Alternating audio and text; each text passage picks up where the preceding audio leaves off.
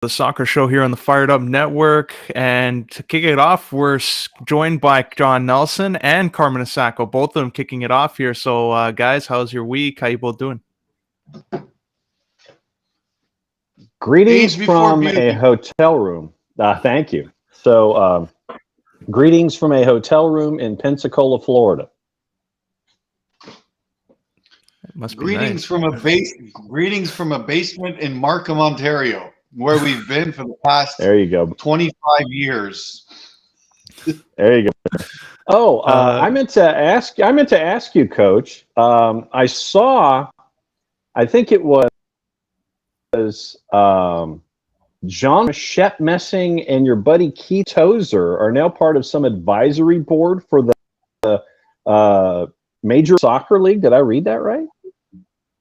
I thought Keith was trying to do a big time futsal league with the owner of the Cuban there, the owner of the Dallas Mavericks, and he was really close with the owner of the Lakers as well. So they were going to use the arena space to do a huge futsal league. But I don't know if that stalled.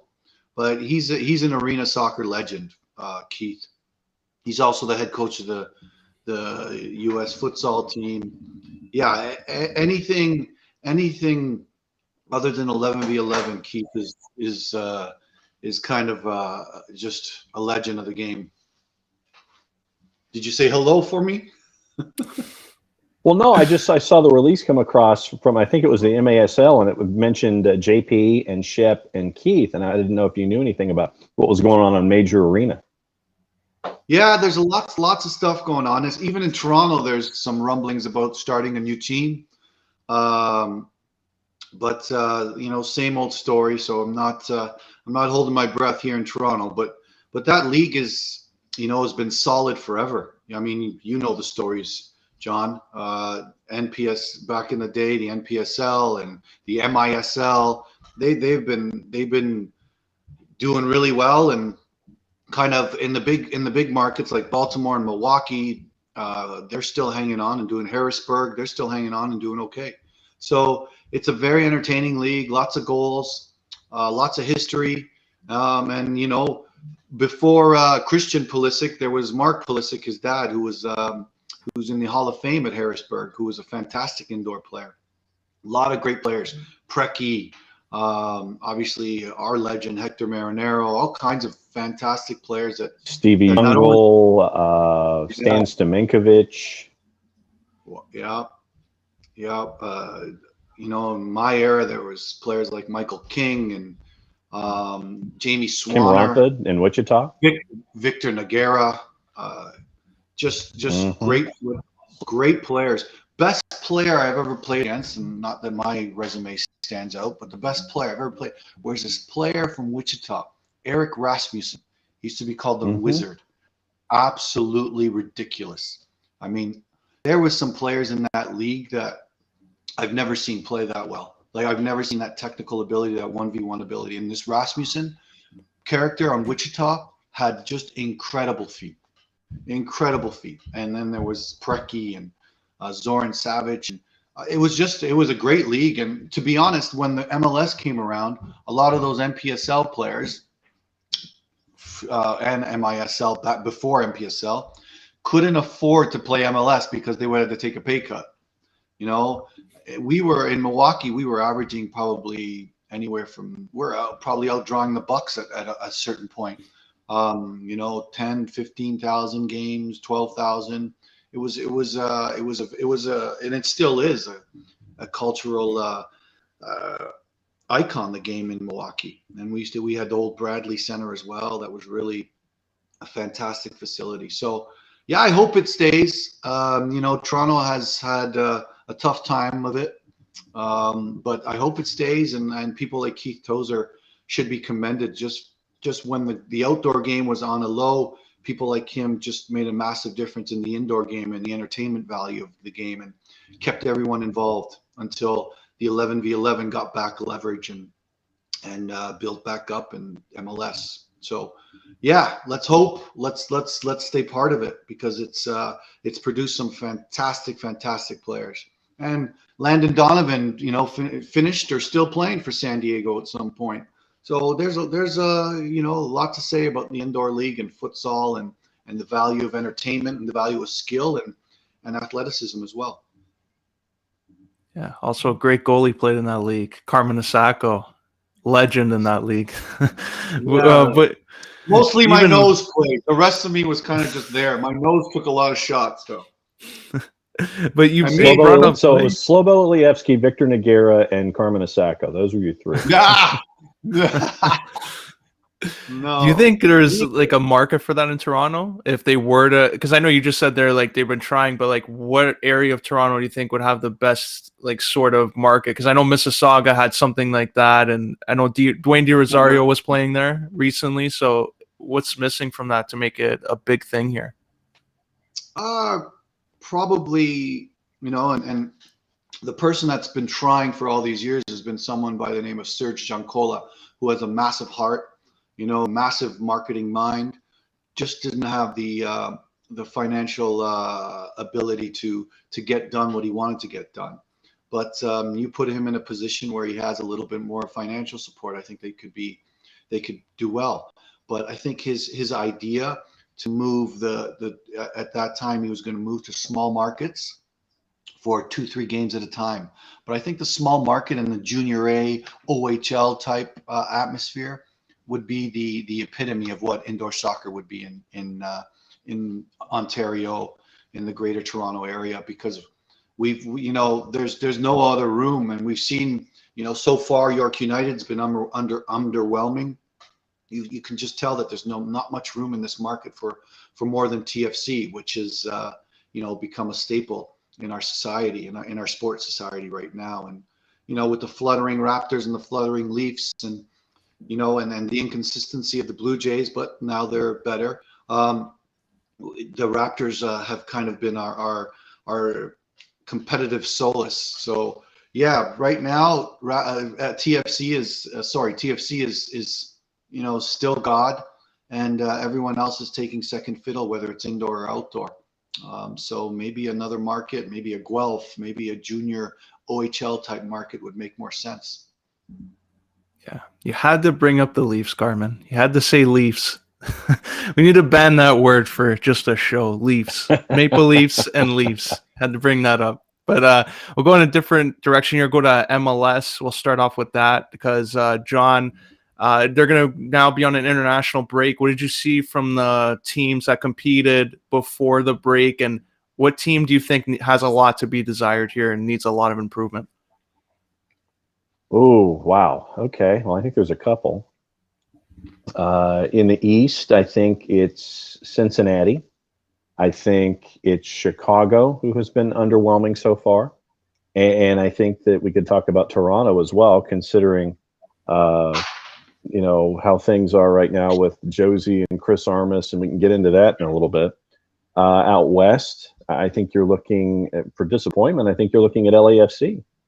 And I think that where LAFC is concerned, you can sit there and say, all right, we know what the difference is with LAFC with Carlos Vela and without Carlos Vela. And so, we talk about positional gravity when it comes to defenses and situations like this. And so for me, those are the four that come to mind. Dallas probably is another one where you're wondering what is going on there with all the youth that Luchi Gonzalez has, all the youth that Luchi Gonzalez has brought up through his system, and they are just not doing well at all. I think that Minnesota was a bit of an early disappointment.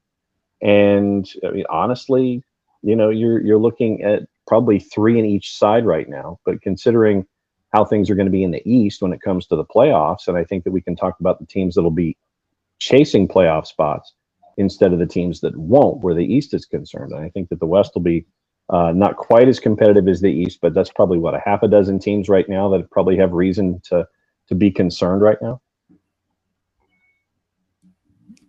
And Carmen, what do you think? Similar question to you. What are some teams? Like I know LAFC had a lot of pressure on them coming into the year. Do you think they're going to turn this around, or do you think this is just the kind of direction they're going with this year? Well, I mean, like John said, I think it's going to be the usual suspects that have to turn this around. Um, and I don't think they're there that far away, but the inconsistency, they played their best game of the season probably against Colorado. Um, and then they won the next game 2-0, I believe, and played fantastic again. But they're hitting a stride, I think, because Vela is back, and I think that they're finding their rhythm again. But it's going to be the usual suspect, Rossi. Maybe they get Rodriguez back, and Altuesta has been fantastic, by the way. And it's just that third person. You know, you're always going to get a solid performance from Mark, but it needs to be better so far. But it's Cifuentes. Where do you fit him in? It's Baird. You know, those are the players that they've needed and haven't kind of been there. They needed Mark Anthony to step up his game, and he has at points, but not consistently enough. Palacios, you know, he was a major part of their attack last year. And this year he's kind of sputtering away. You know, different people need to step up, and I think that they'll have a little more consistency, and they've been playing better. And I think this break has come at an inopportune time for them, to be honest, because they were getting into a rhythm, they were getting into a dominating type mentality again. But you know, I agree with John. They've been a disappointment, but I think that they're not that far off because there's been a lot of sputtering in the West. Yeah. And John, I'll bring this up because I just read here, like Joseph Martinez online. There are a lot of fans now happy that he's back in the lineup. From what you've seen out of him now, is he back to full form? Do you still think he needs a few more games just to be at that elite level he was before the injury?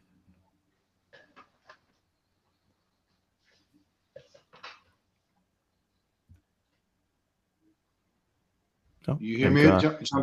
You hear yeah. me, Giancarlo? Yeah, I mean, he said it himself. Martinez has said it himself many times over and over that he needs time.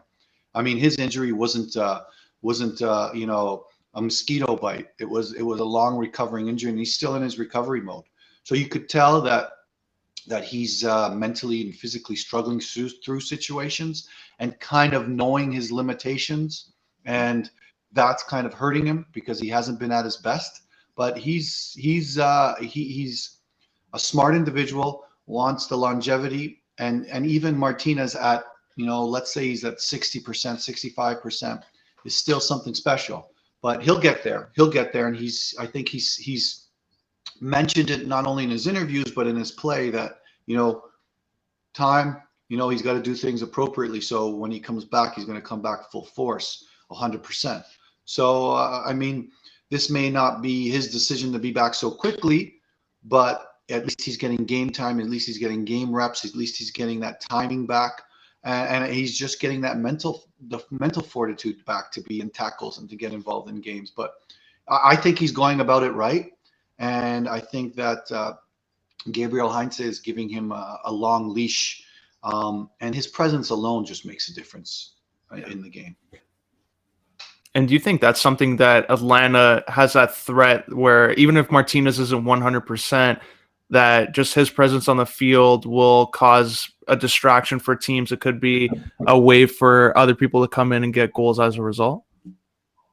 Absolutely. Absolutely. As soon as, you know, Barco gets back in, better distribution, better service, I think that there'll be a force to be reckoned with. And John, do you hear us? Okay. Yeah, no. It's like I said, it's technology in Pensacola, Florida. So no, it's but to your question, Giancarlo, about Joseph Martinez, Coach knows this from his time as a player. There's a difference between being being game fit and game sharp. There's a difference, and especially after you're coming off of an injury like Joseph's, where it's you know, knee surgery, you're working on ligaments. It's getting past that first bump that you take, the first serious foul, putting all of the angst that you have behind you, and understanding that the knee is fit and that it's okay to run and do your things. Early on in the season, you got to see that Joseph wasn't game sharp. game fit over time. Gradually, Gabriel Heinze brought him in for more minutes, and you saw that he was able to finally go a full 90. But coach knows about game sharpness, and I think that that's the difference here. And I think that Joseph is getting there, and I think that getting the goal a couple matches back, I think that it was a great weight off of his shoulders, knowing how much he wants to do for Atlanta United. And to Coach's point about Ezequiel Barco, I think that once Barco is healthy, I think that that presents another problem for teams. And you're trying to. Marcelino Moreno seems to be finding his way, and I think that when you look at this team, it's still trying to find its way into Gabriel Heinze's philosophy. And you saw last time out against Nashville, where for 80 minutes, Atlanta United was doing what Gabriel Heinze wanted them to do. There was less thought. And Coach knows all about this too. When you're out there and a coach is giving you a philosophy that is new and is different, there's that time where you're thinking out there, and then there's a time when it's just felt and it flows and you're understanding the message and there's no second thought about what you're doing. The first 60 minutes against Nashville, you saw Atlanta United with Joseph and with Marcelino Moreno and with the back four. There was less thought involved. It was free flowing, and it was flowing toward those two goals that gave them the 2-goal lead. And then you get a lesson like what we saw in the final 30 against Nashville, where Gary Smith hit the right substitutions, and then 2 goals by Hani Mukhtar in a very short period of time. Once again, it's not taking a lead for granted, continuing to not take a lead for granted with the philosophy that is being implemented. There are a lot of these things that you're learning, and really, as a player, you want to learn them now as opposed to learning them later. You want to learn them here when you're like 7 or 8 games in, as opposed to game 32, 33, 34, or the playoffs. And that's the biggest difference, really. Yeah. And just speaking on that, speaking of players, like all these situations going on, and brought it up a little while earlier, Josie Altidore, we saw that the team didn't unfortunately play to their potential again. And post-game, Chris Armas told the media that he wasn't going to answer the question about Josie Altidore because he's going to let management handle it out of respect for both parties. But basically the conclusion everyone's coming out here with this is that Josie Altidore is most likely on the way out now after this international break. So Carmen, I'll start off with you. What do you think? How do you think the club has handled this, and what do you think it says now for star players coming to Toronto, knowing that this is another star player that unfortunately didn't have an ending that some other players in other clubs have had? Well, I think the one thing, and we'll go back there one more time, is what Greg Vanney didn't get a lot of credit for, enough credit for, was his player management. You know, if I'm Chris Armas and I see that type of reaction from Josie Altidore, I'm happy. I'm happy that his blood's flowing. I'm happy that I got that light ignited. Obviously, we don't know the details and what happened, but I want that from Josie Altidore, and I want him to be ready for that next opportunity. And I would have probably given it to him right away, but I mean, he left him off the roster totally. I'm not so sure that's the way I would have. I think a little conflict will bring in new resolution. I think a little hard, and I think that Josie Altidore, that's exactly what the doctor ordered for him. And obviously you don't know the context, and you don't know the level of disrespect. But again, Chris Armas shouldn't necessarily look at the individual situation, but the big picture. If he is that problem in the locker room, then obviously they know a lot more about the detail. But I want that. I want that from Josie Altidore. I love the fact that he was, upset, well, for lack of a better word, that he got taken off. I want that. And I expect that responsibility from my players, especially, DPs. So if this does lead to him leaving, if this does lead to different situations, I'm not so sure it's the right approach for me. And there might be more to it than Chris Armas may allude to. But for me, this is what I wanted from Josie, and this is the time to let him. If you're going to go with Josie, this is the time to let him go. Let him off his leash. Let's go. You challenged me. You challenged the situation. Now let's see what you do when you get the opportunity. That's how I would have handled it. But obviously, I don't know half of what's going on. And Well, John, like and when to you're Coach's seeing, point, yeah. Well, yeah, no, like what and do to you think of Coach's that on the point, outside? well, and what the other element of all of this is that the recent Quentin Westberg comments that once Yeah. they were put in full translation, I don't think that they were as electric as folks, put them out to be. But I think that really, if Ali Curtis, who was with Chris Armas at Red Bulls, didn't expect this kind of early output from Toronto, knowing what he was getting in a coach like Chris Armas, then I think that something is seriously wrong if this is what Ali Curtis didn't expect and what the front office didn't anticipate. I think that there needs to be, and I think that really the bigger point here about Toronto FC is I think that they're a team in transition. I think that the fan base probably needs to be a little more patient understanding what's going on right now, because you have the Josie Altadors, you have the Michael Bradleys, you have the Alejandro Pozuelos, you have the older players, you have the Omar Gonzalez at the back, you have the older players that are there right now, but you have a new coach. And coach, we've been talking about it here on the show a lot about the youth movement inside Toronto FC through their academy, through TFC2, and what we're seeing in League One right now. And you've got to figure out if you're getting to that point to where you're bringing in Schaffelbergs and Marcus and Marshall Ruddies and players like that, and it has to be a level of patience exuded by the front office, understanding that you're a team. I think you're a team in transition, and I think that, to Coach's point, I think that you should probably find a suitor for Josie Altador. But when do you pull the trigger on bringing the youth in and integrating them into this new system that's being put out there by Chris Armas? And I think that it's a multi-pronged problem right now for Toronto FC. And the key is patience on all fronts. I know that the results aren't what folks are anticipating from a Toronto FC, because if you have players, if you have a certain system, then MLSE in the past has shown no qualm about going out and buying those players to fit into that system.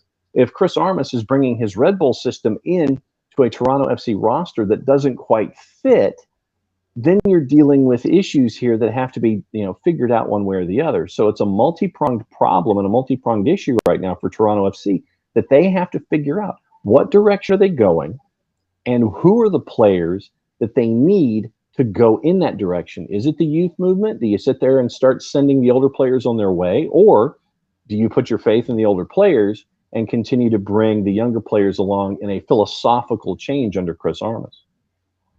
Yeah, and just a follow up to that, do you are you hearing any other MLS teams in the hunt for him, or is it more teams outside the league that are putting their name in the mixer to get Altador? I mean, in the past, it's been Liga MX sides, and that to me would be the ones that would make the most sense just because of a salary cap issue. And I mean, what teams in Major League Soccer right now would be chasing after a Josie Altador with his age, with his salary, and with the position? So I mean, you would sit there and you'd have a group, and then that subset might get a little smaller when you look at the salary demand, and then you look at a subset that might be even smaller when you're looking at individuals that would want to have a player in his 30s there as your power forward making what he makes. And so in the past, it's been Liga MX teams. It wouldn't surprise me if that was where it ended up going in the future. But right now, nothing new on the Josie front, but it wouldn't surprise me if we got into the summer transfer window and we saw something happen. Yeah, I agree. And Carmen, if you were to see how this plays out, do you think Altador moves on to Liga MX, or do you think his style of play suits MLS at this time?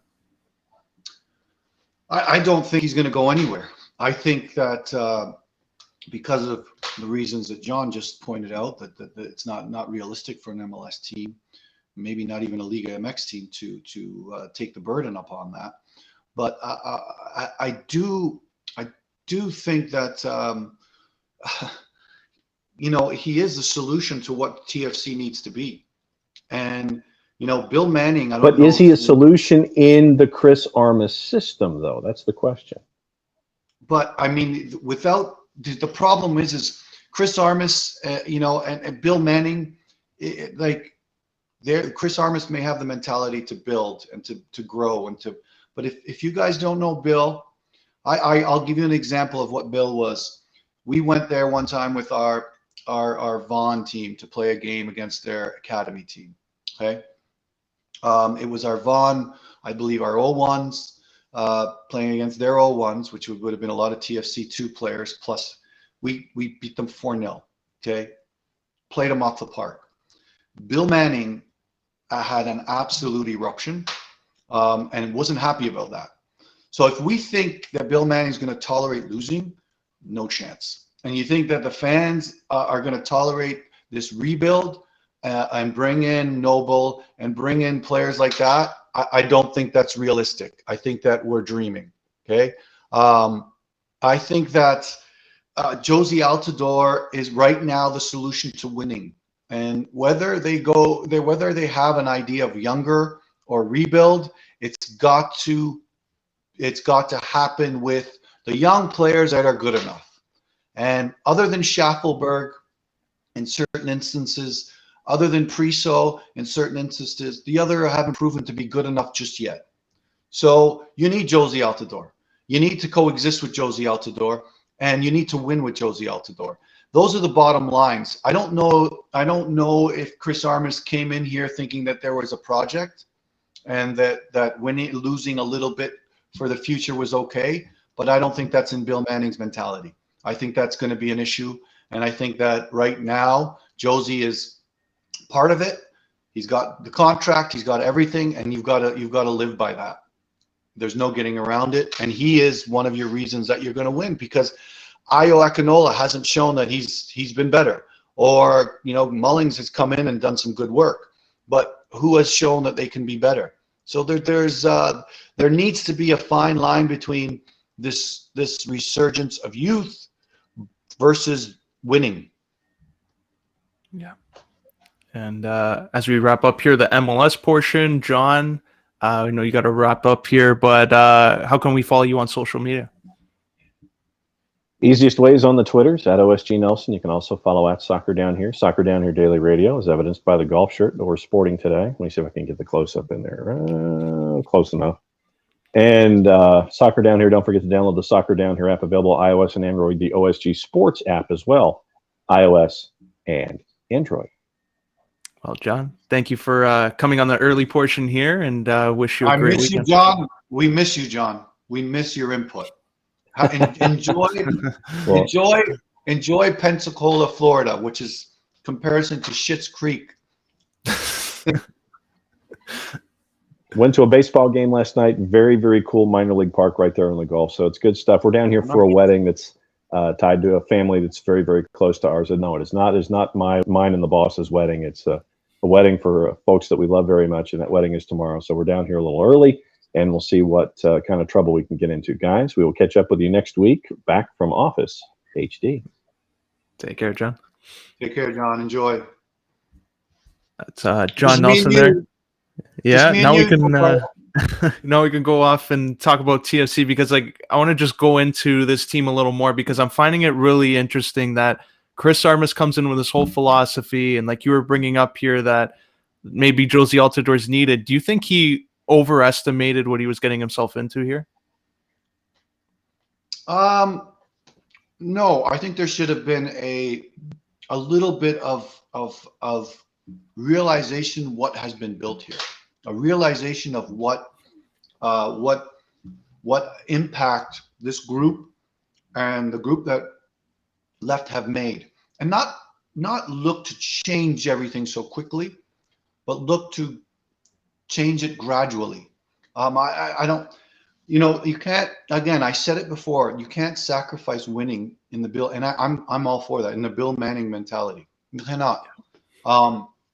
And right now the winning formula was, Bradley, Altidore, Pozuelo, and Osorio, and Delgado and Omar Gonzalez, that's not a bad core to start with. You add Loria to the picture, you add Auro to the picture, and you have a Morrow who's stalwart. That's you got to kind of not be Chris Armas, New York Red Bull. You have to be what exists. How do I add to it? How do I add to it? And how do I bring flavor to it? Right? Or how do I make the best of what I have? And you know what? So far, he's given some young guys opportunities, and that's fantastic. Some young Canadians, which is fantastic. But again, you can't sacrifice winning, and the young guys have to make sure that they prove themselves every time they go on the field, right? Like I said, Priso has done an admirable job, decent job, and coming in and doing a Schaffelberg when called upon, has been very good. Saved the game, saved a point for them in a couple games ago. So, and that has to be and although they have time, but Jaden Nelson hasn't proven yet to be the star that we saw at the U17 World Cup, right? So there's lots, and there's patience. We need to be patient with that. But the one thing that we can't sacrifice is winning, because that's not in the TFC culture and mentality anymore. And you see it every time that Bradley steps on the field.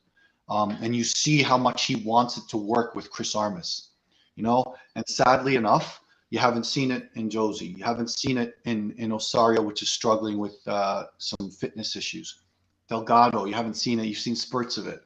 But, Loria always gives you 2,000% because that's a character that he has. So even Pozuelo came on, and there wasn't that urgency, that want, desire just yet. And that's where I think that, rather than conflict, rather than looking to conflict with the Altidores of the world, learn to make him a piece of it. Learn to make him, which he was, a massive piece of it. And put expectations and standards on him, but work to make everyone else around you better and add to what exists. Don't sort of quick changes. So that's my point of view. Yeah, I agree with you. And I just think the way he structures this team, the formation, he wants that pressing style, and with all these center backs he now has, at the start of the season he didn't have it, but now with Lawrence coming in, Zavaleta getting more minutes, Mavinga back, should he consider, I know it worked for Conte and his teams, the 3-5-2 tracking back, should he consider going in that direction with the center backs? Again, the center backs, you have two wingers. Could you play them as wide players and play a three center back system? You tell me the three center backs that could play in the three. Probably Mavinga, probably Gonzalez, whose legs are getting a little old. And that right side could be, Luke Singh. Sorry, I forgot to mention the work that Luke Singh has been doing, right? And he probably has the skill set in him to play on that right side in the three, because he's a good passer of the ball, sees the game well, used to play in the midfield for TFC2 and the academy. So, that might be a solution, Zavaleta. But as long as you don't take the presence of Loria, because he's a massive presence in that wide area, and, maybe, and Auro on the other side. I mean, for me, Auro is not a center midfielder. I'm kind of at a loss why he keeps playing him there.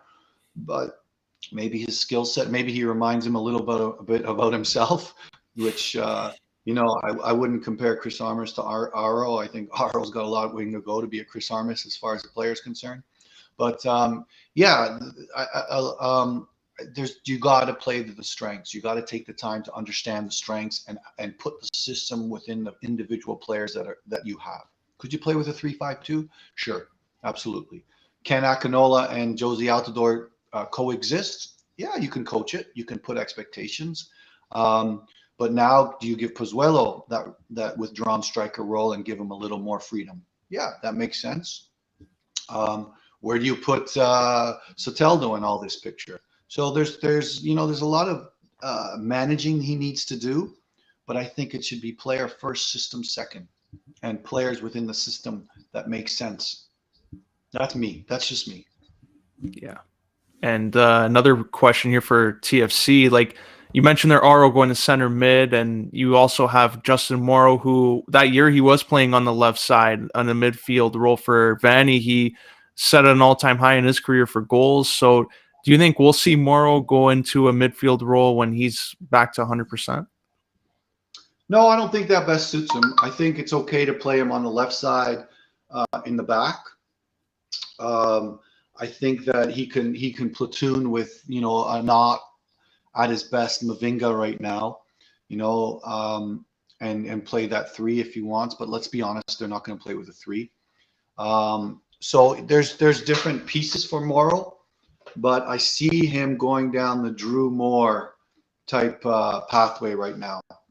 Less minutes, less and less minutes.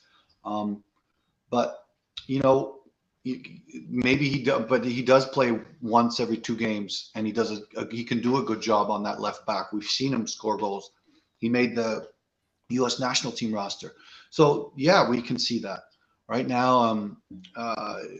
Or he can platoon with Mavinga in that center back role, or in that 3, like you said. But you know, probably not going to go in that 3.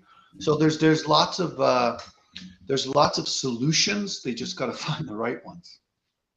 You know, and it doesn't mean one game. It means a whole season of, and you know, it's not the question of rotation. You know, that there's no, like, people don't argue, oh, he's a rotating coach, oh, Allegri rotated too much, or this and that. You have to. It's in the best interest of getting the most out of your team, right? There's only a few players that you won't rotate, or maybe 4, whatever, that you're not going to rotate because they have the physical ability, the technical, tactical leadership, all those things. You know, Bradley, for me, Laria has earned his starting spot for good. So there's that. Those are the things that he needs to figure out.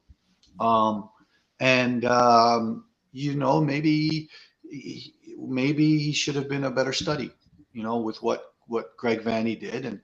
And I hate to bring it up the whole, I know they're 2 different people, but you know, until he starts, you know, he starts getting better results, he's going to be compared to Greg the whole time. And you know, Greg changed everything, and Greg and Bazbachenko and company changed everything. Bill changed everything about this group.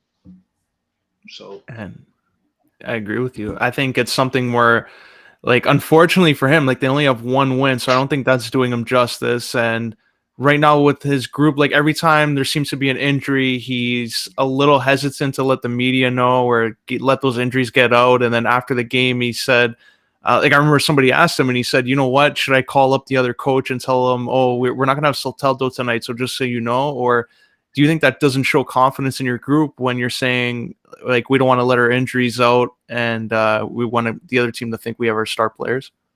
yeah, it's, for me, again, this is my personal opinion. Whether right or wrong, I don't know. But for me, that's just concentrating on the things that don't matter. You know, concentrate on the things that you have a good enough team to win games in the MLS. You know, whether it's your first, second, even third choice, right? You do have a good enough team and a deep team to win games in this league for sure. So concentrate on that. Don't concentrate on you know, the games that you play in the media.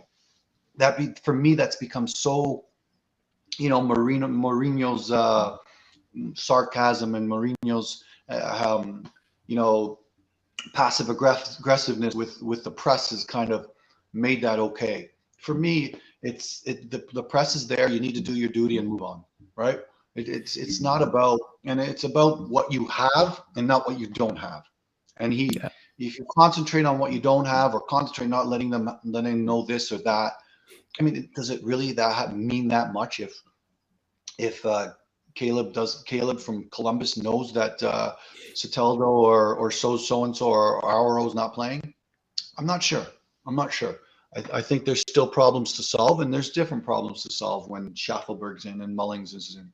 So concentrate on those things that are important for me, and that's, again, personal, nothing to do with the reality, nothing to do with, you know, there's probably a 2-week course on it during the professional licensing that they have to deal with media and how they deal with media. But I mean, like, task at hand, work at the task at hand. do your business, what you have to do with the media, and move on. Yeah, I think this is why I'm not a coach. I kind of agree with that, but to a certain extent, if I was like in that situation, not only would I say Soteldo's out, I would say, yeah, Patrick Mullins is starting. Here's a heads up, and I think we're still going to win. So maybe that's why I'm not in the MLS as a coach, that and in the media. But going on to the CPL, York United made some news. They have some loanees coming in. Just pulling up this press thing here. Gerard Laverne coming in. He's a midfielder. Jordan Feria from TFC2. Osvaldo Ramirez and Tariq Muhammad. So 2 Canadians coming into that. What do you think this does for York United now that they're getting more depth in there? I think it does. It's going to do a lot because Tariq is well, he's going to fight for that. Well, I think that we're going to see Absi in different positions because he's going to be a bigger part of this team, and he's got the skill set to do it. And I think Tariq will get more of a run at the left back position. I love Tariq. I like Tariq's audacity. I love his arrogance. I love his fight. I love his mentality. And I think that I mean, obviously when he kind of puts his energy in the proper spots, I think that he can be not only a good player on the field but a good leader. And he does have a chip on his shoulder, and he does have a kind of a rusty slash side to him, but I like him. I like him. I like the move. Jordan Faria had a lot of success in the USL when they first started. Scored some good goals. He's a very good player. Kind of dropped off after things didn't happen for him. Maybe it was a level of confidence, but I think this again a very good move for him. And there's not a lot of options in that midfield right now. They lost their top three midfielders, Aparicio and De Chiara, Porter and Yotaro. So they lost a lot of their midfield, their whole midfield. So I think that it will be a good move for him. I think that he'll get a lot of play. I think that he'll be productive. You just have to put proper people behind him. Or if you expect him to be an 8, make sure that role is established right away. The other one, the Dominican Republic one, I don't know. That's kind of a big I don't know. People question. Again, that's a question of lateral movement. Why would you take the 22-year-old Dominican Republic player and not give Emmanuel Sambassis more run or a proper shout? So these are the questions. These are the times when you question. But he may come out and be a superstar. Who knows? But there's probably more to this move than we know, because there's a very good relationship between York and the CPL in general and the Dominican league. So they probably had a few players on loan there. But we'll see. But I like the Tariq and the Jordan move for sure. I like the fact that maybe Apsi could move into different positions and kind of expand on his skill set. So yeah, go from there. And like Jordan Faria, do you think this could have a similar impact to maybe like when Ryan Telfer went over, or is his expectations just be a holding midfielder and make sure he develops from there? No, I think that he needs to be. I think Jordan, his skill set in the final third of the field is very good. I mean, his early USL days, he scored some goals, and I think he played more of an 8. His long range shooting was very good. You just need to give him the responsibility, and he'll be very good. And in the build-up, I think, to be honest, the Noah Verhoeven is better decision making to get out of situations, to get ball switched from one side to another. I think Jordan is better beyond the lines, maybe in between the lines. So as far as the build-up and with the ball portion of the game with York United, I think Noah Verhoeven fits that 6 role better because he's a better passer in the build-up, and I think Jordan can find spaces in between, and I think that he'll be a good addition, and it'll be good to see him get like a lot of time. Yeah, I agree with you. So it's good to see that two young Canadian talents are coming up, giving this opportunity. So hopefully there'll be more as the CPL expands. But we're going to go on to Italy now and the Serie A first because Inter made some news.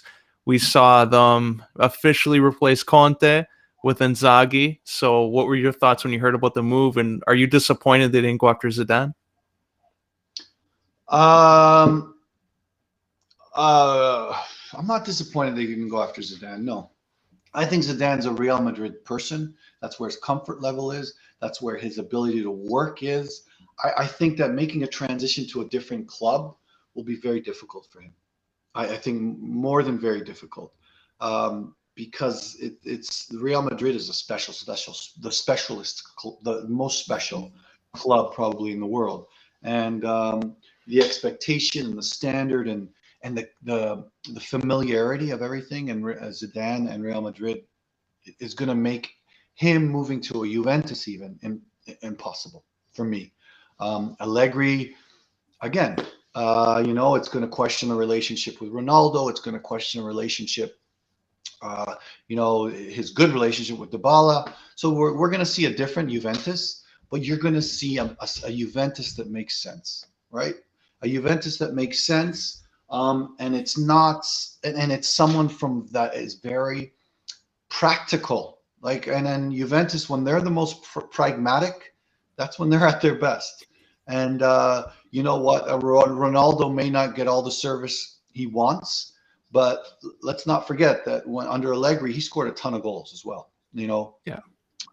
And he's going to get that service, and I think it'll be a little it'll be appropriate. Will he be on the ball? Will he have the freedom to be whatever, wherever, whenever?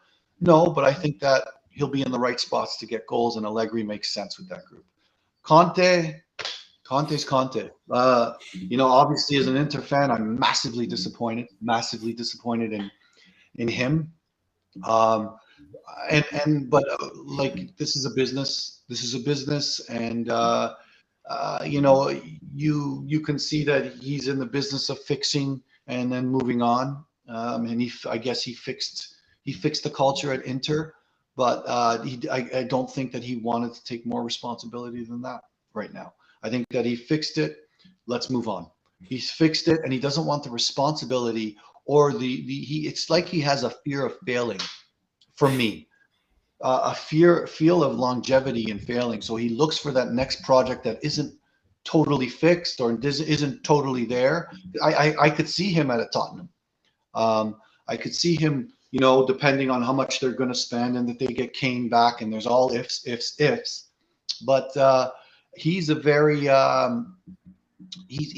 he gets himself into situations to be successful, and I think that he fears that next level of success.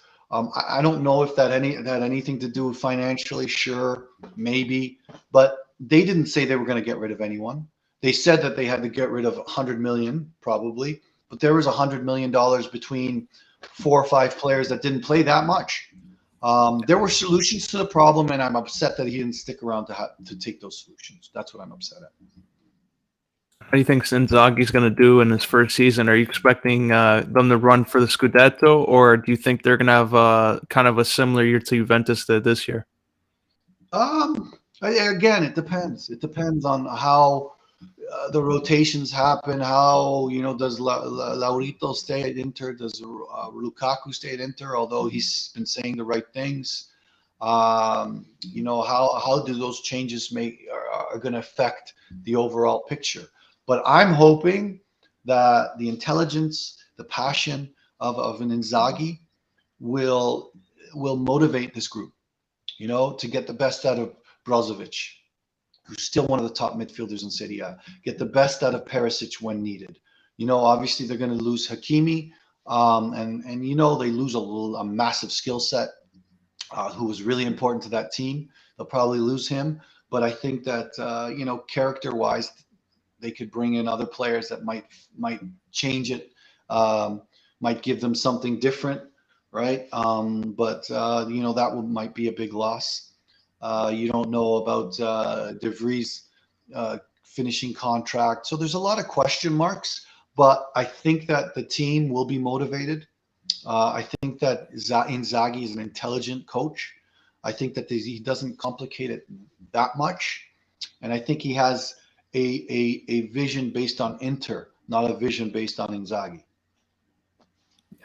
So hopefully that leads to some positive things there. But the Italian national team will go into the Euro now. They released their team, and some surprises here. We saw from Sassuolo, Giacomo Raspadori get called up. A lot of people maybe thought the World Cup would be realistic, but Mancini called him up for the Euro. What did you think of this addition to the squad? I think it's a learning addition. I think he fits the skill set. I think he fits the physical ability, the quickness, the change of pace, all those things that he wants to groom for, and he wants to immerse into his system. I do think he thinks that he's going to be a big part of the system. So I think that's one of the reasons why he was called. And I think it's a future building type selection. Yeah, and like looking at this team, they had a lot of turnover compared to that qualifying stage. Like we see now here, 3 Sassuolo players, including Raspadori. So they have Locatelli, Berardi, Senzi from Inter, but it looks like he has to pull out of the tournament. Pellegrini from Roma. Pessina's gonna replace Sensi, I believe.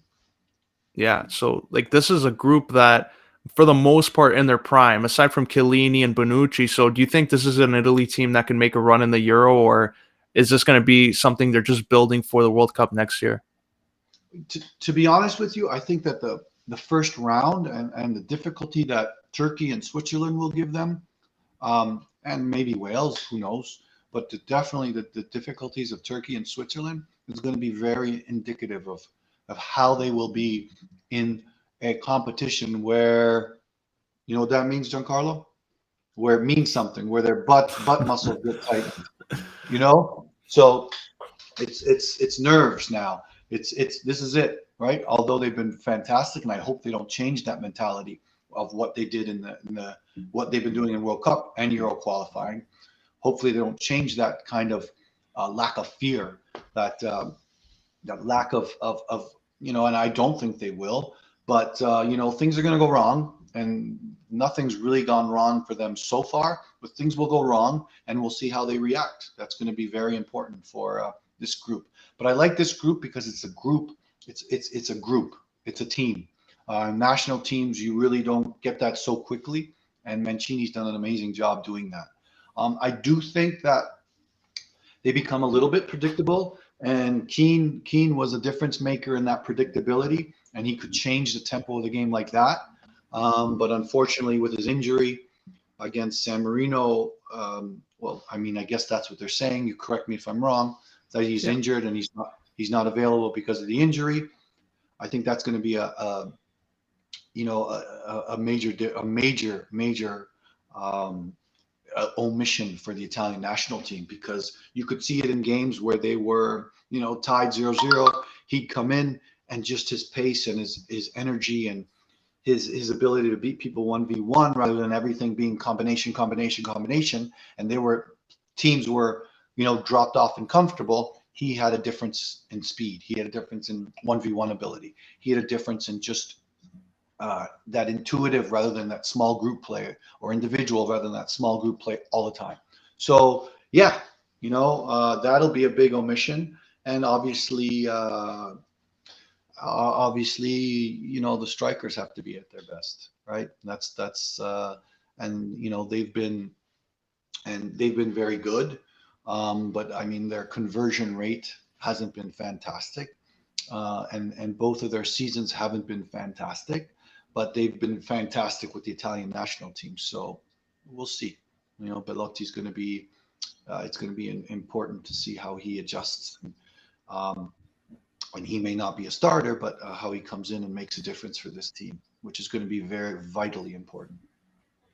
And if you're Mancini, do you like maybe experiment with like doing this full time? Like I know he did it in the qualifying stage, but Belotti, Berardi, and Immobile front 3 seemed to cause a lot of problems when they were in qualifying. Do you think that would translate into a tournament? At times, I think there's going to be times. I think that this team is, if you watch this team in all their qualifying, they've had a system, they've developed a system, a gist of play. But like we said, that Keane makes that difference and that change of energy and pace. We're going to have to see that in different ways as well. Is it between playing with 2 up top or 3 tighter with Berardi and Belotti? Does that make more sense, or in Immobile? Or is there a shift in formation, or not really a shift in formation, but a shift, because I think he's going to stay towards that formation. But is there going to be a little bit more of a, you haven't seen that direct play from Italy as much, right? Maybe in transition opportunities, but you haven't seen that direct play. Every time Italy gets the ball, you know that there's going to be triangulation all over the field, and not big triangulation, tight triangulation. And there's going to be a lot of dynamicism from the wide players coming in. So, but with the Belotti and Immobile, there might be a change, with balls maybe more direct. But really, how many times have they been down a goal in this tournament, in this qualification? That's true. So that's why their system hasn't really changed that much. But I think that, again, I think Switzerland and Turkey are going to be incredible tests, and it could be a massive if they don't get out of the group. But I think that these two games are going to be really big tests, especially the first one against Turkey. Yeah, and looking at this team now, like you mentioned there about the goals conceded, how there wasn't really times they were behind.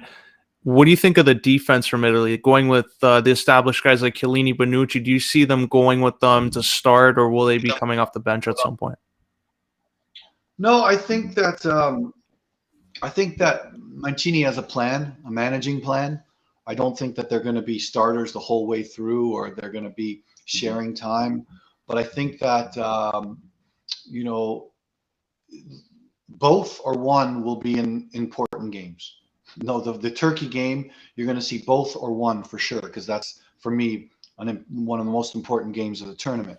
So I think that he has a plan, a management plan, and how he's going to work with his backs and the 2 center backs, and Jorginho are going to be vital to defending transition, are going to be vital to the intelligence of defending when they lose the ball. And I think those 3, with who knows beside them, someone a little more athletic beside them, maybe not at the same time, but I think those 3 will do a fantastic job in defending while they're attacking.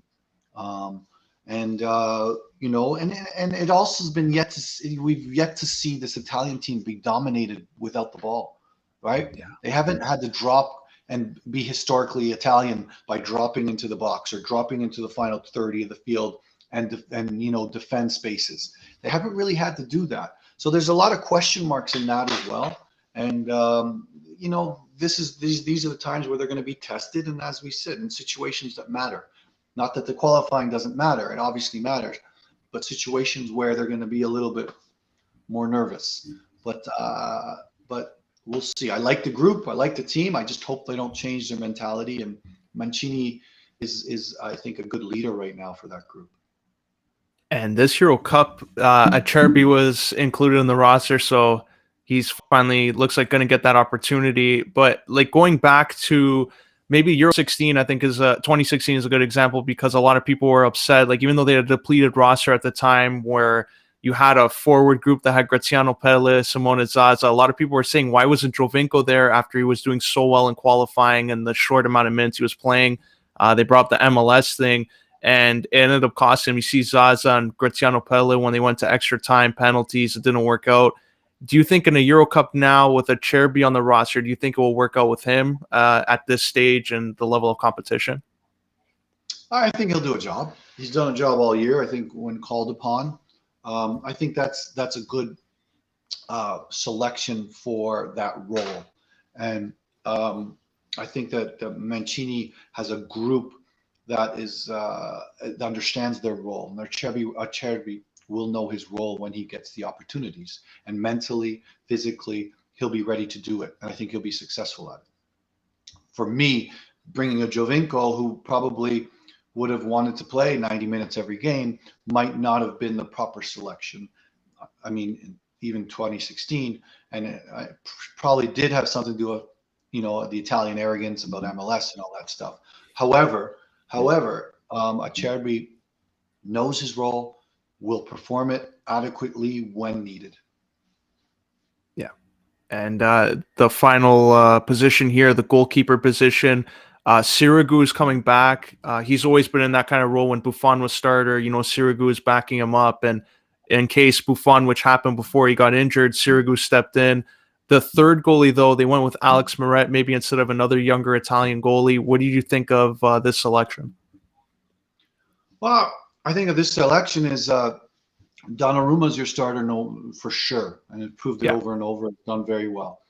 I think that if, knock on wood, Donnarumma does get injured, or if he does get injured, I don't know that Sirigu is going to be the next for sure selection. Although he had a year under his belt where he actually played games, so that might be the reason they go with him. But I think they actually look to Meret to be the next number two. And I think his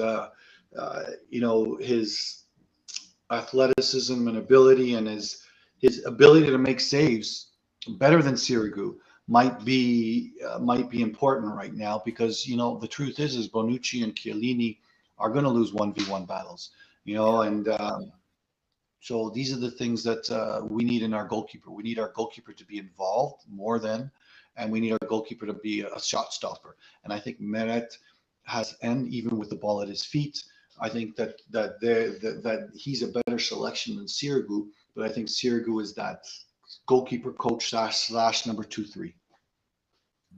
And do you think there's any other younger, like, Italian goalkeepers that can challenge Donnarumma going forward, or they're really heavily relied on him? Because this thing goes south sometimes. Like the goalie, even going back to 2000, Toldo gets injured, but you also have Buffon come up. Buffon gets injured. You have Sirigu that can come in. Marchetti could come in.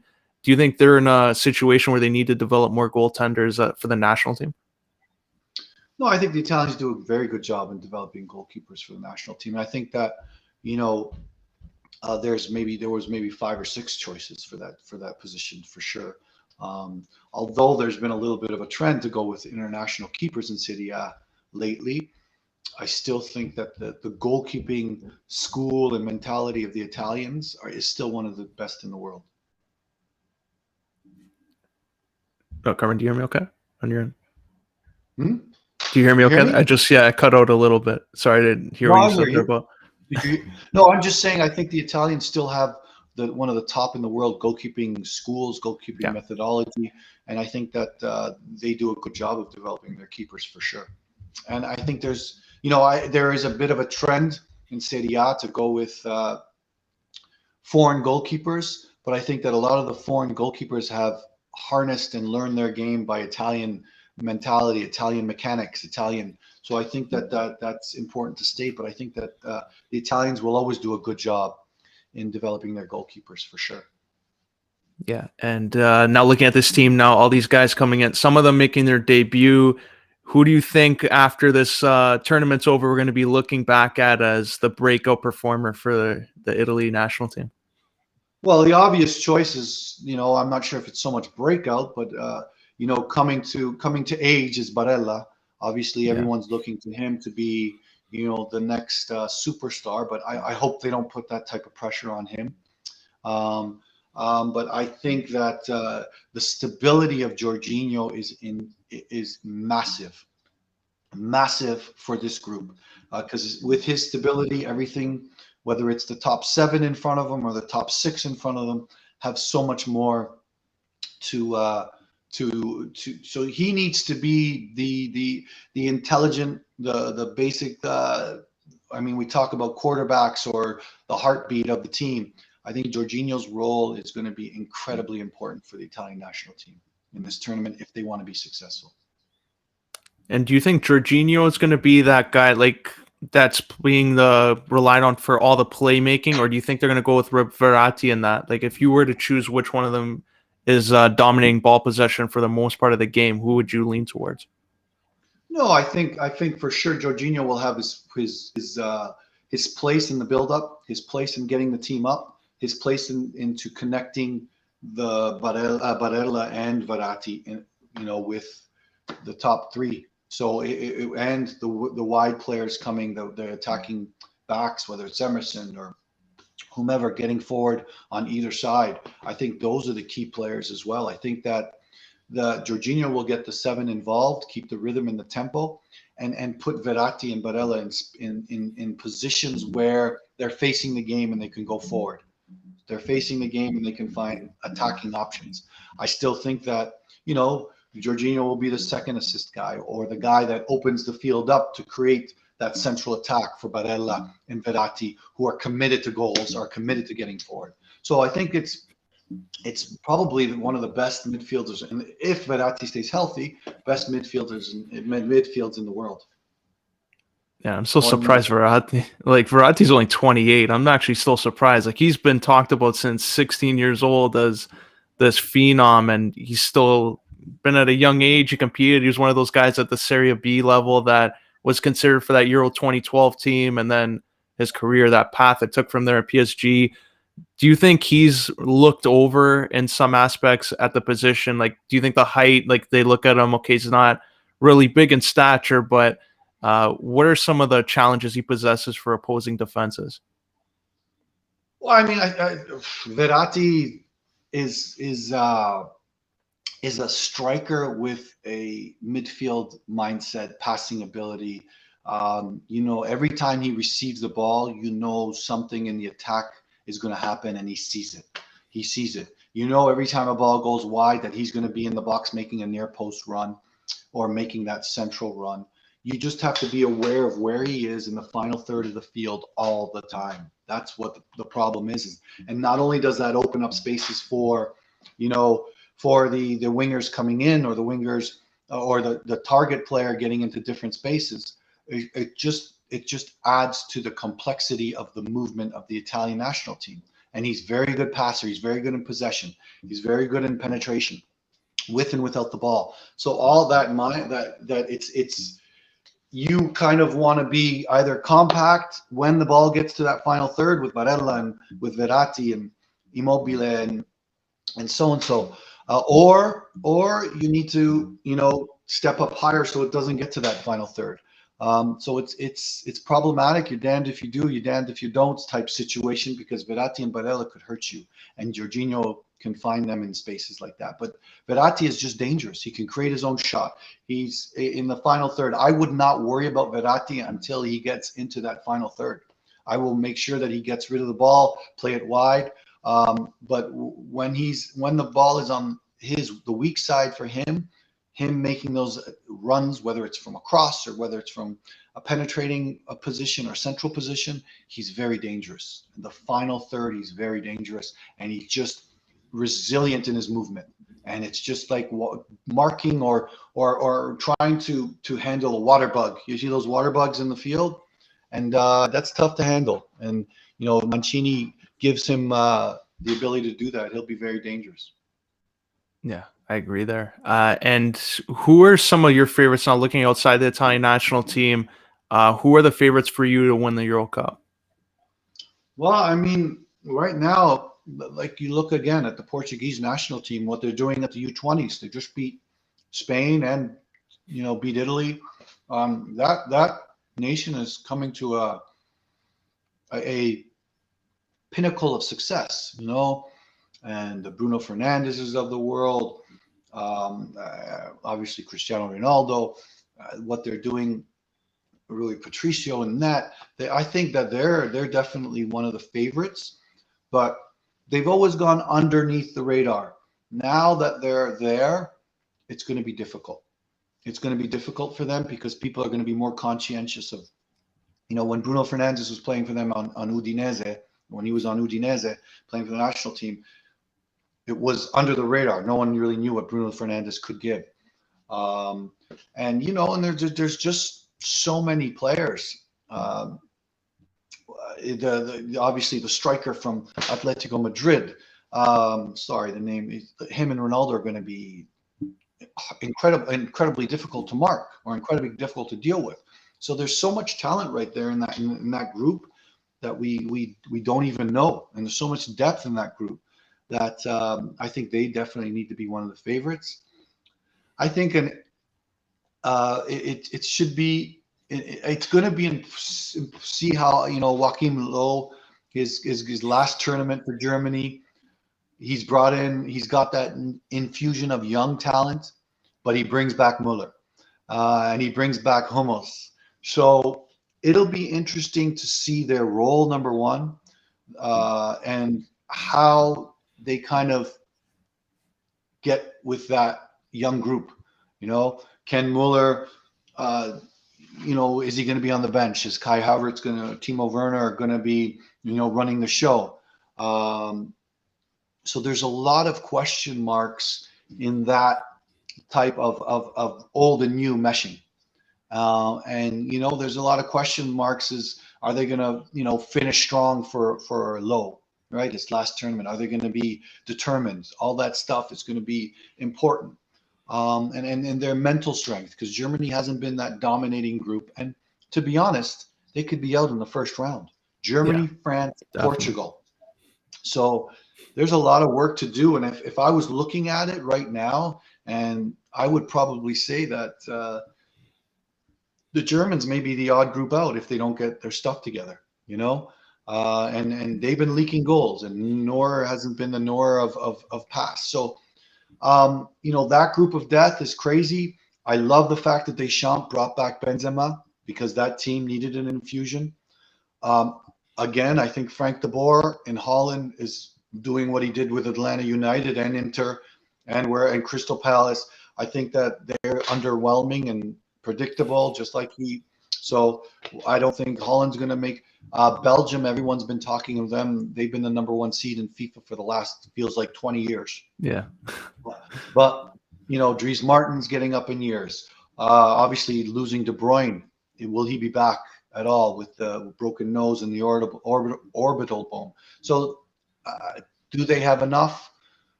Who knows? I'm still very skeptical about Belgium, and I don't think that they are one of the favorites for me. And then what? Turkey's gonna be tough. They remind me of that Ajax team in the Champions League, where it kind of fell under the radar and just dominated situations physically with the ball, and played with this freedom that was so dangerous. So I think it's going to be a great tournament. I think that's going to be a lot of unpredictable results. Like I think, it's going to be interesting to see. But I want to say that the French are still going to be there, unless they don't get out of the group, which is realistic because they do have Portugal and Germany. I think that the rest of the teams, I think Italy, they need to have some emotionally intelligent moments and mentally intelligent moments to get that to the next level. But I think they can do that and they can be there. So, and then you got the Croatians that are still strong. You're going to have a lot of groups that are still, fighting for, the Spanish. You look at their roster right now and then you're just like, oh, really underwhelming. So I think that they'll be in a transitional type situation, but they're going to get through their group, and it'll be interesting to see how they do moving forward. But I don't think they're one of the tops just right now, just yet. But they have a lot of good young talent. Yeah, for sure. Just as long as the Germany game, they don't show Joachim Low on the bench, just spare the viewers at home. We don't need to see that stuff. Carmen, do you think he does it on purpose? Like he sees the cameras there and say, you know what, let's gross out 60, 80 million people at home. No, I think you look at the silliness of it on purpose. I think that man's done amazing things for the German game and won a lot of things. So the fact that he has a nose pick once in a while shouldn't deter that. Oh, sometimes it's more than that, Carmen. We won't get into it on that. But you mentioned there about Spain. I think that's interesting because like they were at a time where 2008 to let's say 2014, they were considered favorites in every tournament. They won 3 straight. Villa, Torres, Iniesta, Xavi. what is it that's lacking from this group that they were able to just build up for a decade at that point? Well, experience. I mean, Busquets isn't even for sure a starter there. So you kind of Xavi and Iniesta, you would like those players are hard to replace. And there's players that are good. Is Morata, is he a difference maker? The Torres from Atletico Madrid, is he a difference maker? They lack, even the older players lack a little bit of responsibility experience, because Morata was always part of it, but never the mainstay. And they're the players like Jordi Alba, they're probably gone now, and obviously they're not going to have the leadership of Ramos, and so there's a new generation, and I think it's kind of a building process to get back to those glory days, but I'm not so sure that then they'll probably have the youngster, the Barcelona youngster, come in and find his way as well, Roddy. So there's a lot of talent there, but it's still a lot of immature talent. But they have some good examples to follow. I think they still have the ability to dominate the ball, because Luis Enrique is still the same coach that was built a lot of success in the Spanish national team. But it's just going to be with a different group of players. Yeah, that's I'm just interested to see it, because like Spain, I think they kind of got maybe spoiled with winning. Like once you win so many times in a row, you can feel like you can throw whoever out there, and they were still in that same system, the tiki-taka passing, and for the most part it worked. And then in 2014, it just all came crumbling down. They had a little bit of a rebuild. Italy took them out in 2016. So like this new generation, it seems like they're maybe one step behind of where they want to be. And do you think the talent translates from the Spanish league to the national level? I think that, yes, I think the talent and the development does. I think that the Spanish system as a whole, whether it's their youth national teams or their pro teams with the infusion of Spanish players, I think they do a good job of developing these players and getting them that experience and putting them in different positions. So I think that part of it, the Spanish national team does very, very well. And I think that the Spanish national team, although they have their political differences here and there, and they boo the Spanish national anthem, but I think that they, as a system, do a very good job of developing their players, developing their methodology, and developing their so that's why they'll be relevant for a long time to come. Yeah. And I guess on that note, Carmen, final minutes here, final few minutes as we wrap up. How can we follow you on social media and get the latest of what is happening with the York Lions soccer team? Carmen Nassau on Twitter. See, I saved him again. I saved him again. Yeah, thank you, John. No, I'm better looking than John. Anyways, first of all, thank God you spoke about Spain. And Carm, you and me have a bet for Spain and Italy, or what? Well, I don't know if they're going to see each other, to be honest. So the Euros is really difficult. The Euros is a difficult tournament. You know, they've expanded it a bit, but there's teams like Denmark and they went and they tied France, right? So you just don't know, and it's very difficult to monitor at this point. But so Carm doesn't know this. Giancarlo, Carm doesn't know this. We're going, since it's the Euro Championship, each and every day, Carm and Giancarlo are going to wake up at 7 a.m. and do a show. Right, Carm? Yeah, we'll see about that. See? He agrees. There's nothing to do. You're locked down. There's no Maple Leafs. Come on. There's NBA playoffs. They go into about 1 in the Lakers are morning. I done. gotta see. Yeah. All right, so I know you said we're barring Leafs talk here, but I gotta ask Carmen because he wasn't around since 1967 when they won the Stanley Cup. Okay. Monday, I know you watched the game, Carm. I know you watched the game. What were your thoughts? My thoughts are this. The group of Boyer Salming and Ronnie Ellis and Daryl Sittler, and then the next group of Brian McCabe, Gary Roberts, Sundin, never lost because they were outworked. Never lost because they had character flaws. They lost because the other team was there and better or as good. But I mean, I've never had to question their great work. Mark Wendell Clark, like players that inspire you from every single shift, every single play of the puck. Even when I was growing up watching the game, that was never a question. And I don't think there's a lot of teams that you would question that. Montreal, who has half the talent of Toronto, beat them because of character, because of mentality, because of those things that those intangible things that shouldn't matter as much but do. And if Austin Matthews wants to be a great player, or Mitch Marner wants to be a great player, they better understand and learn that quick, because there's losing.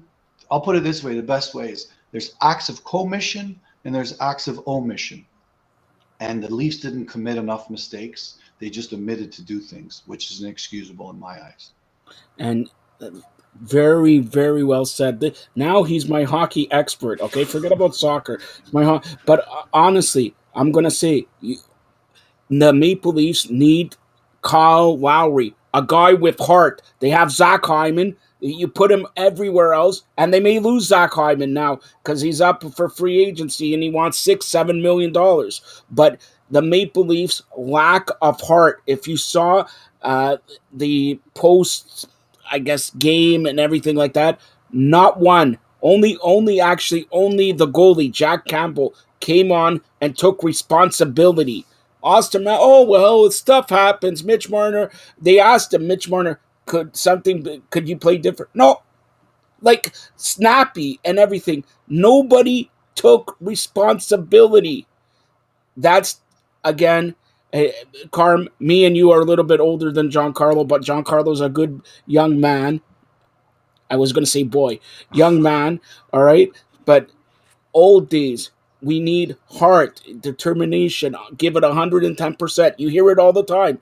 And could you say that the Leafs gave 110% during the 7-game series? I would also say that LeBum James did the exact same thing last night. Yeah, but here's the He's problem. injured apparently. That's the other No, excuse. He sprained his ankle. He can't dunk. Here's the problem with LeBum James. Okay, I like that. Okay, he's got rings. He's got rings. He was committed. He put Cleveland on his back, broke his back, and still won. Maple Leafs haven't won a series in 17 years. And they're everybody. When I turn on the radio, everybody's saying, "Oh, now they're going to have a Masai Ujiri moment. Trade everybody when they traded DeMar." Here's the difference. They Raptors could never get over the hump of LeBron James. Okay, but they won a round. They won 2 rounds. They went to the Eastern Conference Final and lost to LeBron James. But these guys haven't won a round. And you blew a 3-1 lead.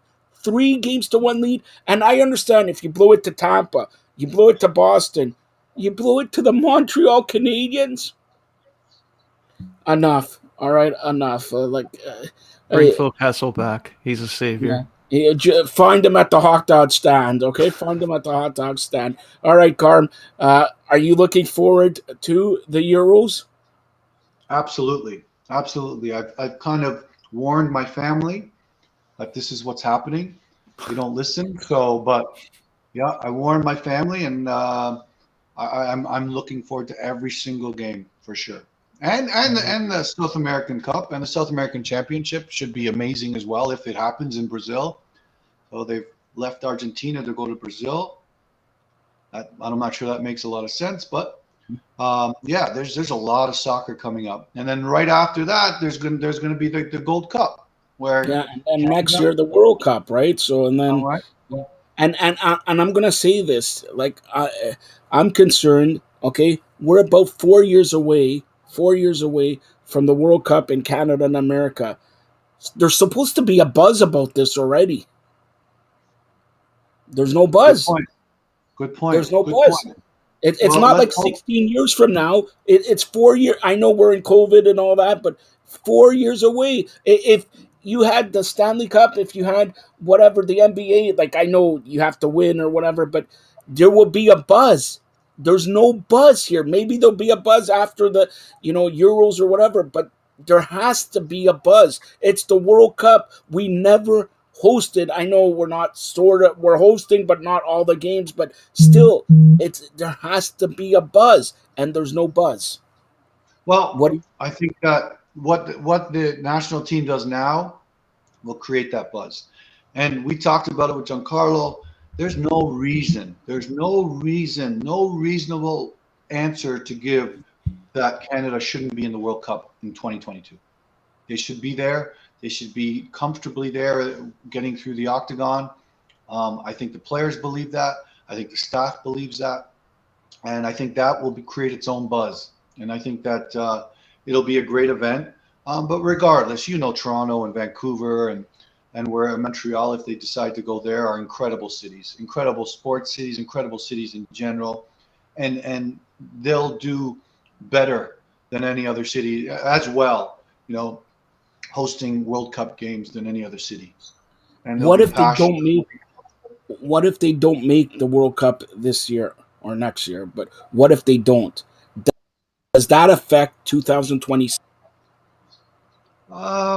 Yeah, it does, because a lot of these players that are in their prime might not be in their prime in the 30s, and they're going to be looking for younger players that are going to be, who knows what their future holds. I mean, you look at Daniel Jebison. Is he going to play for Canada, or is the English national team going to give him a call up? He played U17 for England. Um, Players like Carbonneau, how are they going to develop? So there's a lot of question marks, and then some players are 26, 27, and at their prime, and where are they going to be moving forward? All right, In so 4 years is a long time. we'll close it out. But next week, me and John Carver will be here. And honestly, Carmen, I'm gonna ask you a question that should have been asked long time ago. In your estimation, what can Canada do? Forget about this year. Forget about in 4 years to continuously, Canada in World Championships in hockey, and we're getting a big roster and competing in basketball also, right? But soccer or football is the world's biggest sport. It's time Canada stand up. What can they do to compete? Forget this year, forget next year, for the next 20 years, because we got players here who are playing in Europe and getting, accustomed, and they're very good players. But don't answer this right now. We'll wait till next week. Think about it, and hopefully maybe we get a haircut or whatever. Next week, Carm, I'm telling you right now, next week, Giancarlo told me he's taking us to Nino D'Aversa to watch the Euros. Yeah, I'll That meet you there. the cheapskate only takes us when it's closed. Look, all right. So, Giancarlo, tell everybody how they could get a hold of you. Yeah, you can follow me on Twitter at John_411, Instagram at Giancarlo_Alino. Check out my articles on firedupnetwork.ca. And if you're in Toronto, Vibe 105 next week. I got an interview with the original technical advisor from the first and second Fast and the Furious movies, Craig Lieberman. He's talking behind the scenes stuff, all about his car that was in the movie, his role in that, and Paul Walker, Vin Diesel. So check that out. Wait a minute. How come Great me and interview with D-Row, by the way. Great interview with D-Row. Good job. Good job promoting a good man. Good job promoting a good man in the game, and people don't do enough of his success, right? People don't praise his what he's done for the North American Canadian game as much. So good on you, Giancarlo. Great interview. And hold on, you're watching Giancarlo's interviews. What about the FiredUp Network? What about Norm Rumack? What about Mark Swilinski? What about Marty Roberts? What about these guys? How come no compliments there? Good job. Good job. All right. On that note, thanks to John Freeman Nelson. Hopefully, he has a great time. And did he say Fort Lauderdale? Right. Pensacola. Florida. Hopefully he gets a good time in Pensacola. And Giancarlo Lino and Carmen Asako. And next week we'll have a special Euro preview with all of us. Thanks a lot, Carmen and Giancarlo. Thanks, Joe. See you guys. Thanks, Carmen. Thanks.